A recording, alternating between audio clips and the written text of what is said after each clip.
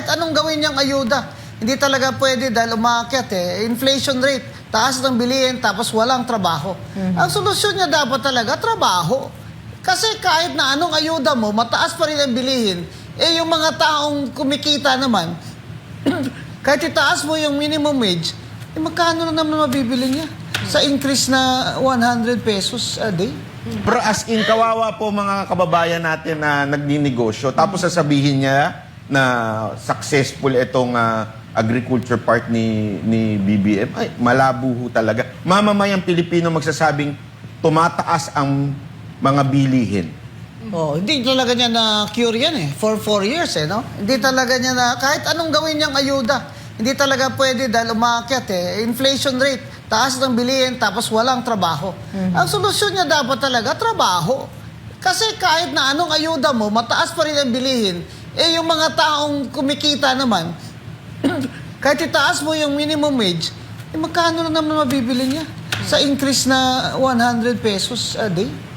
Another thing, attorney doong mga nakaraang SONA niya, nabanggit niya rin hindi ko makakalimutan yung sabi niya, na bilang na ang mga araw ng mga smuggler at hoarder, kasi naging issue yan before Sabi niya, di ba, pinatupad pa, nilagdaan pa niya yung Anti-Agriculture Economic Sabotage. Meron bang naging resulta? Kasi dapat singilin din natin siya doon. May nakita akong kinasuhan nila, hindi ko naman kilala yung pangalan. Pobre. Siguro kung sino lang yung tao doon na ginawa nilang scapegoat. Sa totoo lang, BBM, ikaw naman ang Secretary of Agriculture nang nangyari ito mga smuggling na ito ng sibuyas, technical smuggling ng kung ano-ano.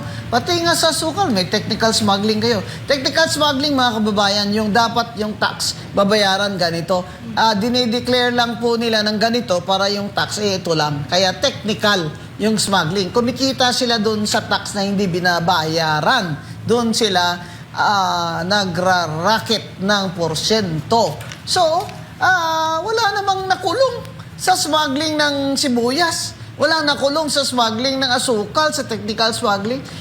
Di ba ngayon nakikita natin, may nag-report nga sa news na may mga warehouse na refrigerated, na may mga sibuyas pa pala na hindi pa nila na-unload. Kasi nga, nagre-reklamo ang mga local farmers. Di ba kailan lang yun na yung mga kamatis, mga sibuyas nasa highway na lang? Tigpa 5 pesos na lang yung kamatis nasa highway na lang. Kasi wala na paano nila matransport? Ang mahal-mahal po ng diesel. Ayan. Paano naman yung farm to market roads? Paano ang transportation cost? Paano makakompetensya ang ating mga local farmers at producers sa mga importer? Kasi pinapayagan ni BBM na ang solusyon, importasyon na lang. Huwag na maghintay na mag-food production. Kasi si BBM, short-sighted yan Wala naman yan, di ba? Hindi naman yan siya sanay sa buhay na maghahanda siya para sa sunod ng mga taon. Ngayon lang yan siya nagkaposisyon ng presidente na talagang dapat niyang seryosohin. Kaya wala siyang short-sighted siya. Kaya kung sino lang dyan sa gilid niya, makakatsutsuwap sa kanya, yun lang pakikinggan niya. Sana naman, ilang SONA na tayo, Mr. President Talagang tuwang-tuwa ako. First SONA, sinabi pa mga PWD. Abay, tuwang-tuwa naman ako, di ba? P3 PWD, party list ko doon Abay, pinuri-puri ko pa siya. Nawala na yung PWD sa SONA, sa sunod-sunod na SONA. Talagang nilagay lang doon para lang magbuka naman siyang may puso siya para sa PWD. Nasa na yung social pension ng mga PWD at mga seniors? Saan na? Kung ang nirakit nyo dyan, ng bilyong-bilyong pisong maleta, hindi nyo ninako yan at binigay mo yan, BBM, sana sa social pension ng PWD at mga seniors. Abay, papasalamatan po naman kami sa inyo. Kahit anong gawin niyang ayuda, hindi talaga pwede dahil umakyat inflation rate, taas ng bilihin, tapos walang trabaho. Ang solusyon niya dapat talaga, trabaho. Kasi kahit na anong ayuda mo, mataas pa rin ang bilihin, yung mga taong kumikita naman, kahit itaas mo yung minimum wage, magkano na naman mabibili niya sa increase na 100 pesos a day? Pero as in, kawawa po mga kababayan natin na nagninegosyo. Tapos sasabihin niya na successful itong agriculture part ni BBM, ay malabo ho talaga. Mamamayang Pilipino magsasabing tumataas ang mga bilihin.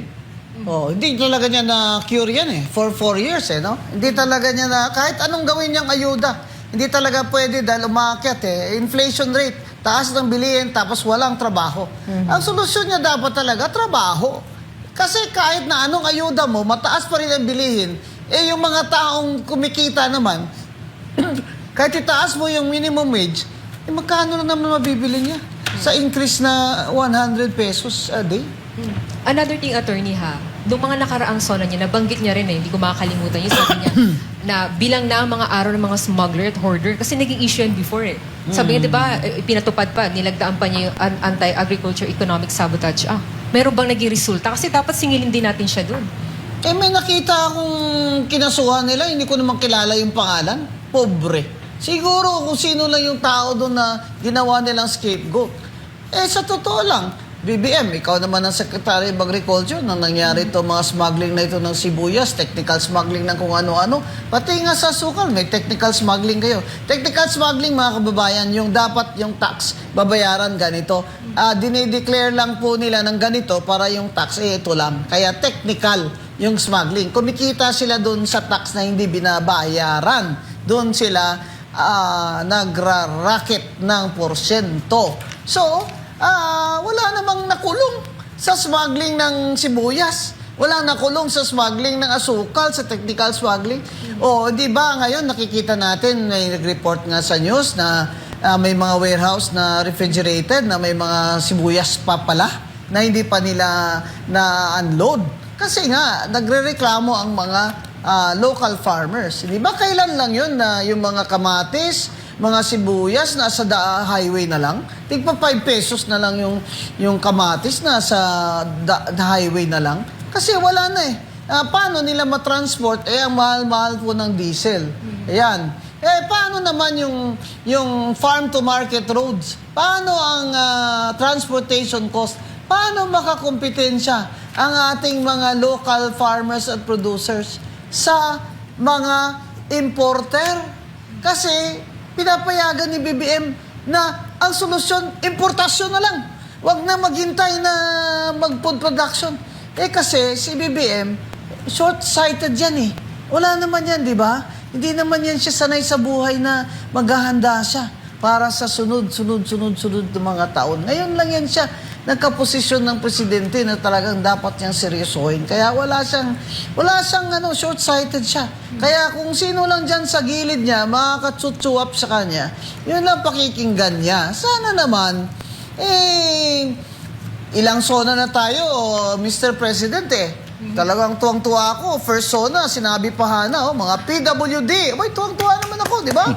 P3 PWD, party list ko doon Abay, pinuri-puri ko pa siya. Nawala na yung PWD sa SONA, sa sunod-sunod na SONA. Talagang nilagay lang doon para lang magbuka naman siyang may puso siya para sa PWD. Nasa na yung social pension ng mga PWD at mga seniors? Saan na? Kung ang nirakit nyo dyan, ng bilyong-bilyong pisong maleta, hindi nyo ninako yan at binigay mo yan, BBM, sana sa social pension ng PWD at mga seniors. Abay, papasalamatan po naman kami sa inyo.